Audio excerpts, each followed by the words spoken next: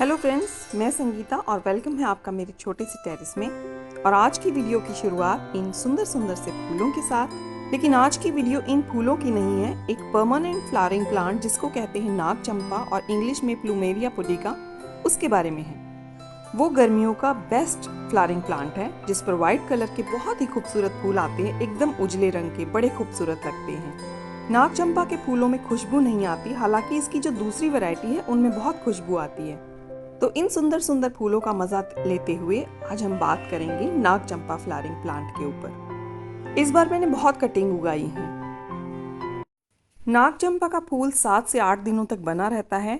कुछ फूल झड़ते रहते हैं और नए नए उसमें आते रहते हैं। ये पूरी गर्मियों और बरसात फूल खिलते ही रहते हैं।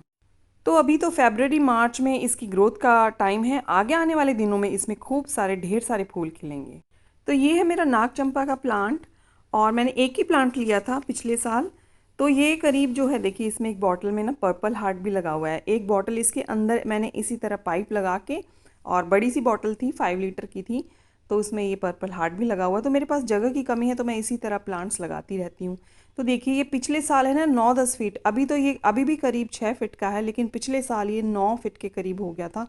तो इसमें जो फूल लगते थे ना, मैं उनको एंजॉय नहीं कर पाती थी, मैं देख ही नहीं पाती थी। तो मैंने क्या किया, ये डंडी तो यहाँ मेरे से वैसे ही टूट गई थी, देखिए। तो मैंने यहाँ फंजीसाइड अप्लाई कर दिया, यहाँ से भी ग्रोथ स्टार्ट हो गई। लेकिन मैंने इसकी जो है ऊपर से प्रूनिंग कर दी थी। तो देखिए यहाँ से मैंने इसकी सारी ही जो भी आपको स्टिक दिखाई दे रही हैं, सारी की सारी प्रून कर दी। और वहाँ से देखिए 2-2 3-3 जगह से इसकी ग्रोथ स्टार्ट हुई है।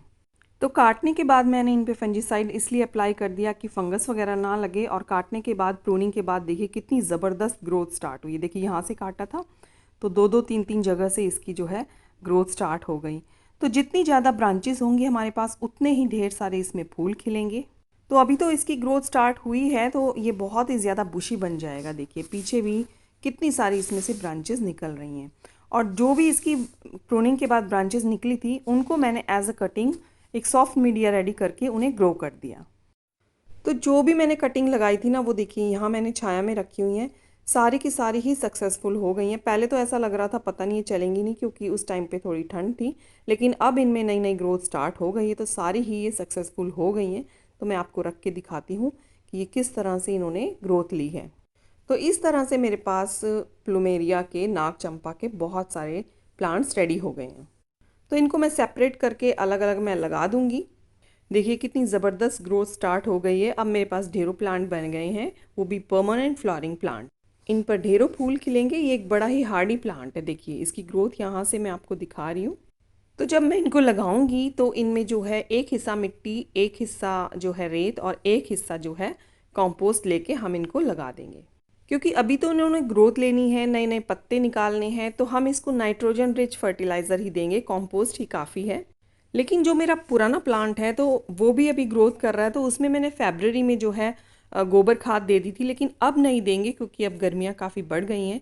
अब हम वर्मी कंपोस्ट दे सकते हैं अगर कोई रह गया है, किसी को देनी है तो। देखिए 1-2 और हैं जो यहाँ पे रखे हुए हैं, तो इनमें भी ग्रोथ हो गई है। और ये देखिए मैंने एक निकाल के दिखा रही हूँ मैं आपको, इनकी रूटिंग भी बढ़िया स्टार्ट हो गई है। तो इस स्टेज पर हम इन्हें सेपरेट कर लेंगे और कई सारे हमारे पास प्लांट बन जाएंगे। बरसात के दिनों में भी इसकी कटिंग बहुत ही जल्दी ग्रो हो जाती है, बहुत ही ज़बरदस्त ग्रोथ के साथ वो ग्रो होती है। तो जब ये ग्रोथ कर रहा है तो इस स्टेज पर हमें क्या क्या ध्यान रखना है कि इसको नाइट्रोजन रिच फर्टिलाइज़र देना है। जैसे कि मैंने फरवरी में तो दे ही दिया था, लेकिन अब हर महीने जो है इसकी पत्तियां खूब बढ़िया से रहें और प्लांट भी हेल्दी हो, ताकि आगे अच्छे फ्लावर्स खिला सके। तो अब जो है इसको हम, अब तो गर्मियां बढ़ गई हैं, देखिए गोबर खाद नहीं दे सकते हैं।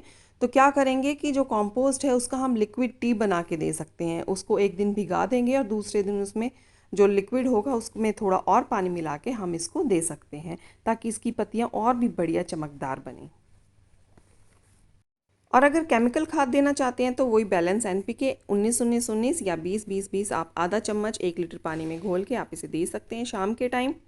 हर 15 दिन में भी दे सकते हैं, वैसे मैं तो मंथली देती हूँ। ऑर्नामेंटल प्लांट्स पर हम कभी कभी केमिकल खाद का यूज़ कर। तो ग्रोथ के लिए तो मैंने बता दिया, देखिए ये केमिकल है और वहाँ वो वर्मी कंपोस्ट है, वो ऑर्गेनिक है।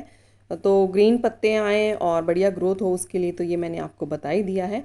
लेकिन अगर आपका प्लांट बहुत टाइम से 2 साल से 3 साल से एक ही गमले में लगा हुआ है तो उसकी मिट्टी को थोड़ा और बढ़िया ताकत देने के लिए हम उसमें मैग्नीशियम सल्फेट यानी इप्सम सॉल्ट भी दे सकते हैं। 1 चम्मच 1 लीटर पानी में घोल के दे सकते हैं आप। तो मैं ये इफ़को का मंगाती हूँ, काफ़ी अच्छा है ये।